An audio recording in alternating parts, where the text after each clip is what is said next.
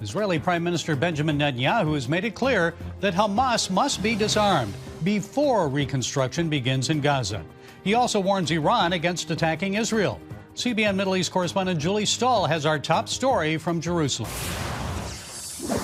In an address to the nation, the Prime Minister detailed Israel's victories and his plans to respond to the challenges ahead. Absolute victory rests on three things: the return of all our hostages, the dismantling of Hamas's weapons, and the demilitarization of Gaza.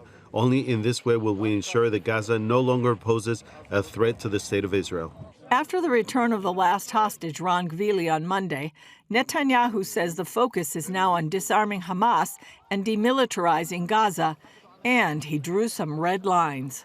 I hear even now the statements that will allow the reconstruction of Gaza before demilitarization. That will not happen.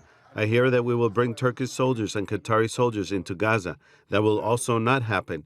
I hear that we will allow the establishment of a Palestinian state in Gaza. That has not happened, and it will not happen. He emphasized his government will not accept a Palestinian state. Today and tomorrow, we will not allow it. Israel will maintain security control over the entire area, from the Jordan to the sea, and that is also true regarding the Gaza Strip. He noted Israel's success in striking Iran and its proxies and warned against future attacks. No, it's true. The Iranian axis is trying to recover, but we will not allow it to do so. If Iran makes the grave mistake and attacks Israel, we will respond with a force that Iran has yet to see. The region is watching to see if President Trump takes military action against Iran after its brutal suppression of protests. In a speech last night, the president noted that an armada is headed in Iran's direction, and he hopes its leaders will make a deal. U.S. military leaders announced its forces will carry out a multi-day air exercise in the region to practice combat sorties safely and precisely alongside their partners. Julie Stahl, CBN News, Jerusalem. Our CBN News Middle East Bureau Chief Chris Mitchell is with us now from Jerusalem. Chris, what more are you hearing from inside Iran? Gary, we keep hearing more horrific reports of what the regime is doing to the protesters. One report we heard was actually going into an ambulance, killing the 5 people that were injured there. There's kind of desperation right now as well. Nothing else we can do is what one tweet has said. And the regime is descending on the people in such brutality. We understand there's foreign fighters in there that are doing the dirty work of the regime. Also, in terms of the economy, the Iranian currency, the rial is in free fall. Now it's 1.5 million rials to just $1 US. It just lost 4% of its value just yesterday.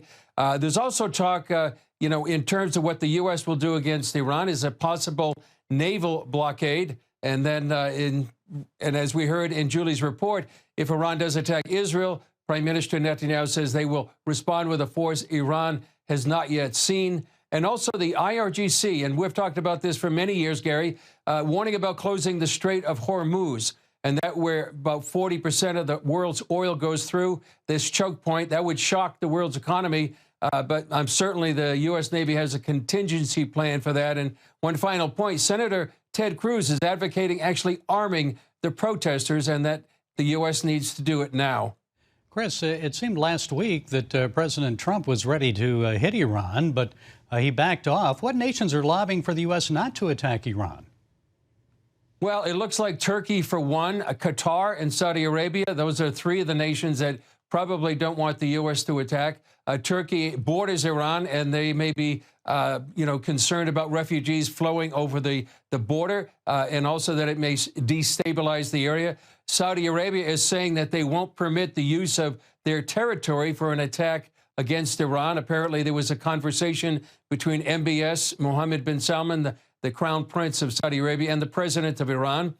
They may fear that Iran, would be seen, and they don't want to be seen as, supporting a U.S. attack. And maybe they don't want a secular nation if Iran became a secular democracy, upsetting the balance of power in the region. Qatar, they may see themselves as a possible target that could make them vulnerable.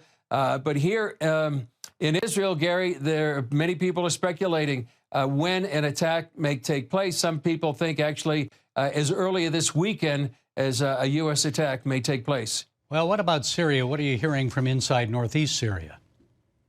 Another horrific story, Gary, with the Syrian army made up of many jihadists that is really taking over much of northeast Syria that had been sort of a beacon of democracy for more than 10 years there in the middle of the Middle East. So it looks like the Syrian government is expanding its control.